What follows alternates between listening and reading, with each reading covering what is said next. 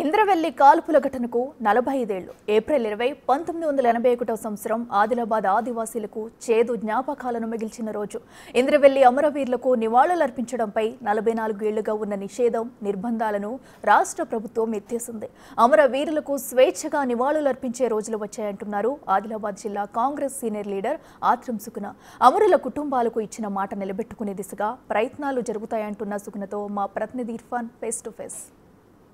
ఇంద్రవెల్లి అమరవీరుల ఆశయ సాధన అయితే ఈరోజు నెరవేరినట్టు అనిపిస్తుంది. ఇటు ఇంద్రవెల్లి అమరవీరుల కుటుంబాలకు అధికారికంగా 10 లక్షల యూనిట్లకు సంబంధించి పంపిణీ కూడా చేయనున్నారు. మరి అధికారికంగా ప్రభుత్వమే మొదటిసారిగా ఇంద్రవెల్లి సంస్మరణ సభనైతే రగల్ జెండా పేరుతో నిర్వహిస్తుంది. మరి ఇంద్రవెల్లి సభ అధికారికంగా జరుగుతున్నటువంటి తరుణంలో ఈరోజు Adilabad parliament incharge Congress party సుగుణక్క ఉన్నారు. మరి వారిని అడిగి ఒకసారి ఇంద్రవెల్లి సభకు సంబంధించిన మరిన్ని విషయాలు తెలుసుకునే ప్రయత్నం చేద్దాం. అక్కడ చెప్పండి, ఇంద్రవెల్లి సభ మొట్టమొదటిసారిగా నివాళులు అర్పించడానికి అధికారికంగా కార్యక్రమం 1981 తర్వాత మొదటిసారిగా అధికారికంగా అయితే నిర్వహించబడుతుంది.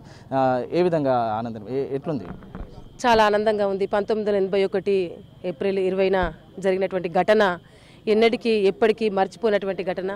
దేశంలోనే జాలియన్ వాలాబాగ్ను తలపించినటువంటి ఘటన ఈ ఘటన.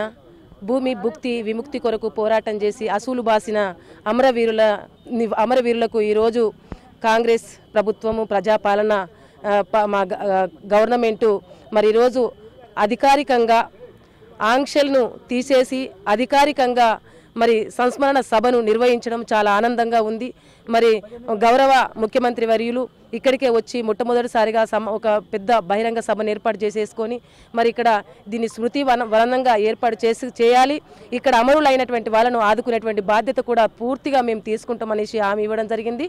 తప్పకుండా ఎంతమంది అయితే అమరులు ఇక్కడ అయ్యారో వాళ్ళ బాధ్యత, వాళ్లకు పెన్షన్ కావచ్చు, ఇల్లు కావచ్చు, భూమి కావచ్చు, ఏదైనా కానీ ఆదుకునేటువంటి బాధ్యత కూడా మా గవర్నమెంట్ తీసుకుంటుంది. తుపాకీ నీడలో ఇన్ని సంవత్సరాలు 44 సంవత్సరాలు తుపాకీ నీడలో భయభ్రాంతులుగా వచ్చి మేము నివాళులు అర్పించేది.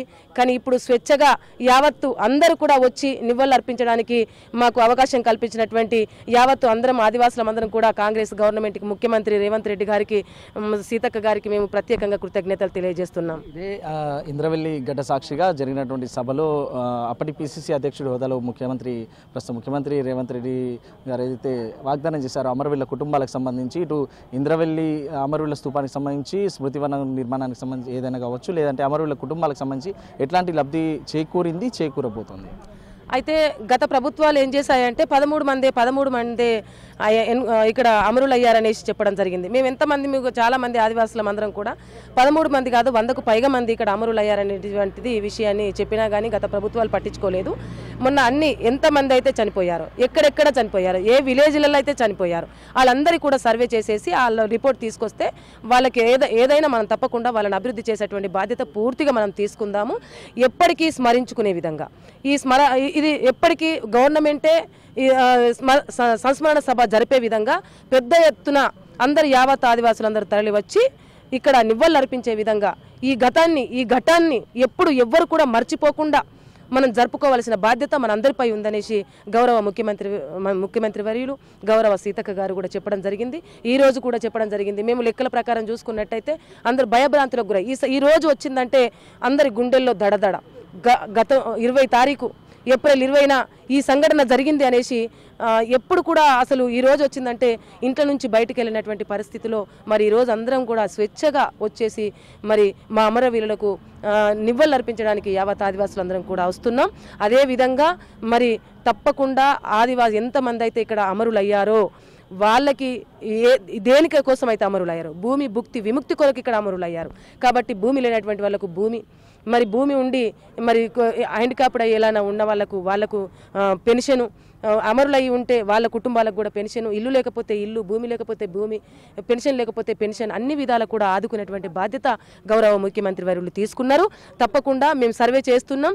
ఇప్పుడు మా దృష్టికి అయితే అమరులైనటువంటి వాళ్ళు దాదాపుగా 40 మంది దాకా మా దృష్టికి రావడం జరిగింది. వాళ్ళందరినీ కూడా మేము ఆదుకునేటువంటి బాధ్యత మా ముఖ్యమంత్రి వర్యులు తీసుకుంటున్నారు. ఇంత స్వేచ్ఛగా 44 సంవత్సరాల తర్వాత విధించినటువంటి ఆంక్షలు తొలగించి స్వేచ్ఛగా మేము నివాళులు అర్పిస్తున్నామంటే మాకు చాలా ఆనందంగా ఉంది.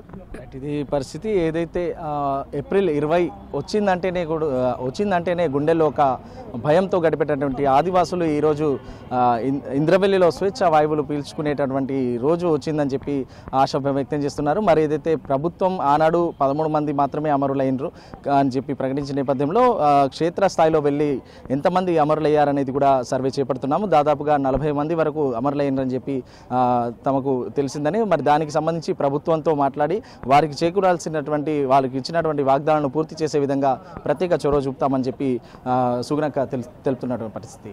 వీడియో జర్నలిస్ట్ భూమేష్తో ఇర్ఫాన్, బిగ్ టీవీ, ఇంద్రవెల్లి నుంచి.